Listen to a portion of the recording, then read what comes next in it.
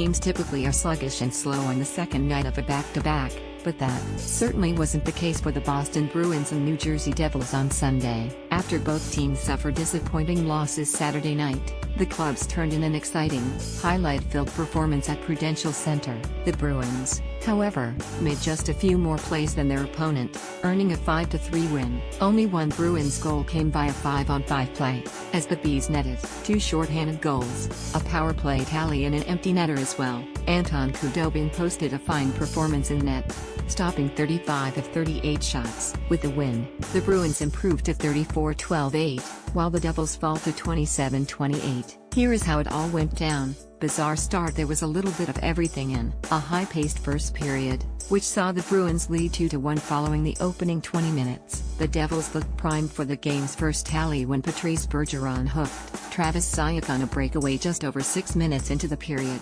Zajac was awarded a penalty shot, but Khudobin stonewalled the Devils forward to keep the game scoreless. The Bruins ultimately cracked the scoreboard first, but it required a hefty amount of puck luck. As Torrey Krug wrapped around the Devils' net, his pass back to the goal mouth was mishandled by Nico Hischier and Mirko Mueller into New Jersey's net. Krug was awarded a shorthanded goal for his good fortune. The Devils had an answer for Krug's tally less than 3 minutes later, but the home team's first goal was a product of pure skill rather than luck. After an errant pass in New Jersey's zone slid back toward the other end, Miles Wood jumped all over the puck and beat Khudobin with a pretty backhanded deke. It looked as though the game was headed to the first intermission with a 1-1 tie, but Tim Schaller's late period effort put Boston back on top, with the Devils on the man advantage following an Adam McQuaid roughing penalty. Boston's penalty-killing unit turned defense into offense once again. In the closing seconds of the first frame, Schaller provided a last-ditch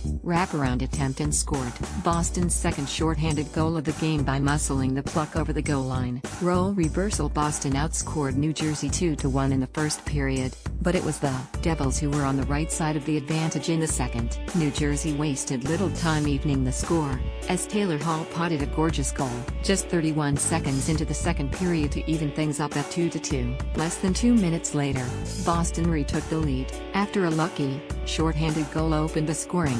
Krug's second goal of the game was the exact opposite. With the Bruins on the power play, Bergeron won a face-off in the Devils' zone and got the puck to Ryan Spooner, who perfectly set up Krug for a slap shot from the point. The Bruins maintained their lead for 9 minutes following Krug's go-ahead goal, but Hall proved to be too much for Boston's defense to handle yet again. After beating David Krejci for a pluck along the boards, Hall bolted toward the Bees' net and dished a picture-perfect assist to Kyle Palmieri, who slipped the puck past Khudobin to knot the score at 3-3.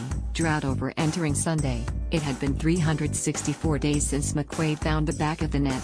The veteran defenseman picked the perfect time to end his nearly year-long goal drought. After just under 12 minutes of back-and-forth action, McQuaid smacked the puck back into the Devils' zone from the blue line, and thanks to a few fortunate bounces, the puck wound up in the back of New Jersey's net to give Boston a 4-3 lead. Devils made a strong push following McQuaid's go-ahead score, but Bergeron put on the finishing touches with an empty net goal with 39 seconds to go. Up next, the Bruins return to action Tuesday night when they host the Calgary Flames. Puck drop from TD Garden is set for 7 p.m. ET.